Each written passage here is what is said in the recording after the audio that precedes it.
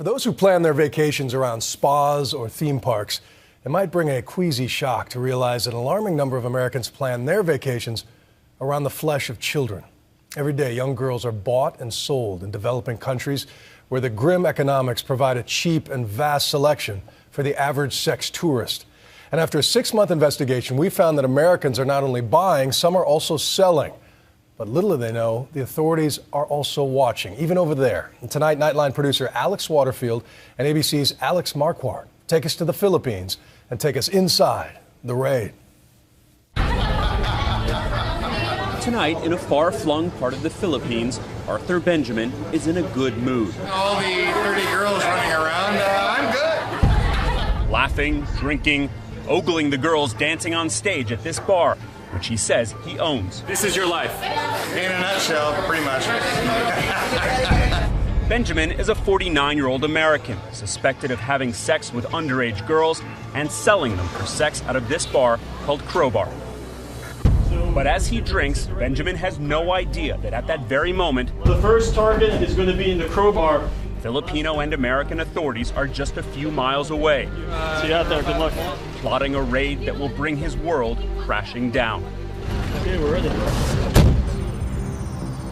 This is the story of Arthur Benjamin. We traveled to Subic Bay, a beautiful part of the western Philippines where Benjamin has been living for 25 years.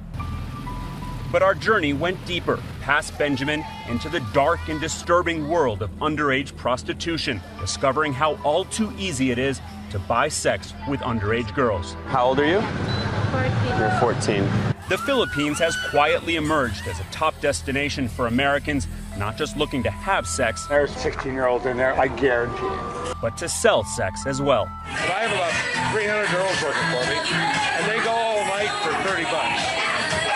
A lot of the Americans want to come here because they perceive it's easier to operate here than in the United States, and we're happy to remind them that they are sadly mistaken. Eric McLaughlin is a special agent with the Immigration and Customs Enforcement Agency, investigating Americans who may be committing crimes here in the Philippines.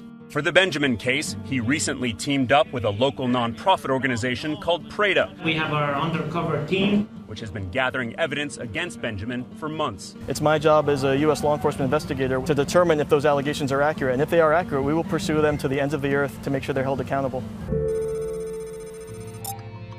We want to meet Benjamin and see for ourselves what's going on inside that bar. Red light recording. So producer Alex Waterfield and I put on these tiny hidden cameras that look like shirt buttons. We hop on a local jeepney to head down to a rundown part of town to Benjamin's bar. We don't know what to expect. Hello, sir. Around a dozen young women are milling around, including this one. What's your name? Princess. Princess is one of the most popular girls in the bar. She's just 16 years old. Do you like to take them out if you want? And it's not long before Princess and another girl are offered to us. How much to take a girl out? 1.5 each. 1,500 pesos, just under $40. Say mama sa. Mama Lucy is what's called a mama-san. She manages the girls. We decline her offer, but she calls Benjamin to come meet us. Alex. Alex Hart. Good to meet you. Let's sit over at the bar, at least we can look at Within minutes, the 6'6" Texan tells us about his sex life and his business. My wife recently found out that I have this place. A former waitress had written to his wife in California on Facebook, which leads to this shocking and frank statement. She sent her this thing saying that I've got underage girls who stay here with me. I in the I own a bar. I've got other girls that I'm putting through high school and all this other crap. All of which is true. However, I have to deny. Oblivious to our hidden cameras, Benjamin tells us he has a 16-year-old girlfriend who lives in a house out back. Yeah, we call her my chocolate. She's a little tiny, very dark-skinned girl. She needed a place to stay. I needed a place to do her. I bought a bar for her. There you go. And after texting her to come over, she walks in. She's so young, we're blurring her face to protect her identity. Her actual name is Jade. Are you going to find anything like this in the state? As a guy my age,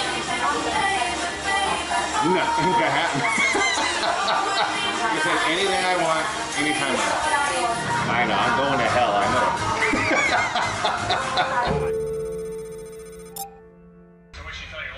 Benjamin's declaration was so stunning, the following morning we felt we had to alert Special Agent Eric McLaughlin. But he says building a case against Benjamin requires more evidence. So this guy saying on tape, "I've had sex with underage girls repeatedly," that's not enough to arrest him? No, it's a very strong indication, but we have to, as investigators, we have to prove these actual acts occurred. And me just saying that, that's not enough.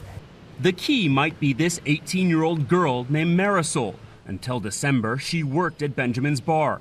Today, Marisol has come to the Prada Center, the nonprofit that began tracking Benjamin and identifies in photos 4 girls who work there, who she says are underage, including the one we met, Princess. Why did you decide to tell your story? What did you want to happen? I felt hopeless working in the bar, she says, and that my friends, especially the minors, feel the same way.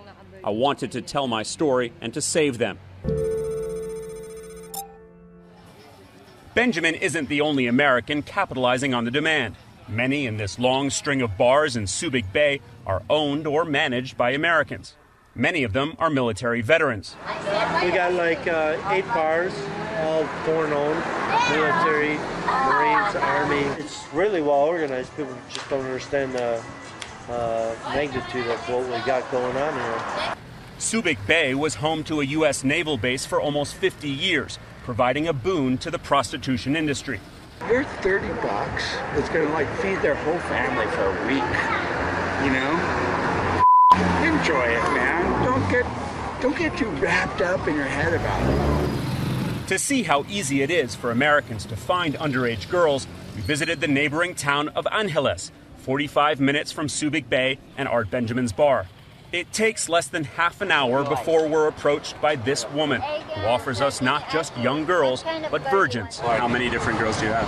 214 and 216 and 115. And for each one, it's $30,000 or $750. We will talk about it, and maybe we'll come back and see you, okay?